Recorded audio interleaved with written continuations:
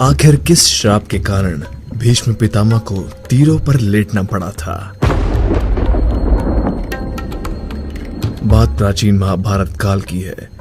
महाभारत के युद्ध में जो कुरुक्षेत्र के मैदान में हुआ था, जिसमें 1800 अक्षौहिणी सेना मारी गई थी। इस युद्ध के समापन और सभी मृतकों को तिलांजलि देने के बाद पांडवों सहित श्री कृष्ण भीष्म से आशीर्वाद लेकर हस्तिनापुर को वापसी हुए।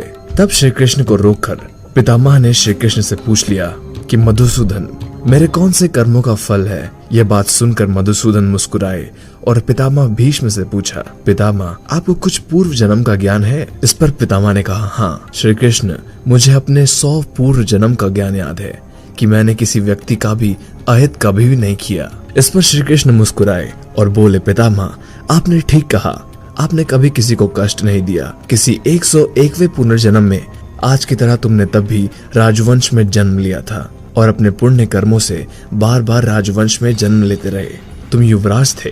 तब एक बार आप शिकार खेलकर जंगल से निकल रहे थे, तभी आपके घोड़े के अग्रभाग से लगकर एक करकेंटा नीचे गिरा। आपने उसे अपने बाण से उठाकर अपने पीठ के पीछे फेंक दिया। वह एक बेरिया के पेड़ पर जाके गिरा और बेरिया के कांटे उसकी पीठ में धंस गए, क्योंकि वो पीठ के बल से ही गिरा था। करकेंटा जितना निकलने की कोशिश करता, उतना ही कांटे उसकी पीठ में चुभ जाते और इस प्रकार करकेंटा 18 दिन तक जीवित रहा और उसी ईश्वर से प्रार्थना करता रहा, हे युवराज, जिस तरह से मैं तड़प तड़प कर मृत्यु को प्राप्त हो रहा हूँ, ठीक उसी तरह तुम भी होना।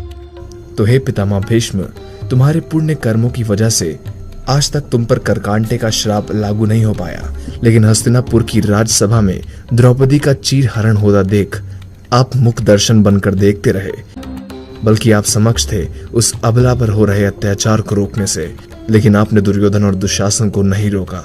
इसी कारण पितामह आपके सारे पुण्य कर्म क्षीण हो गए और करकेंटा का श्राप आप पर लागू हो गया।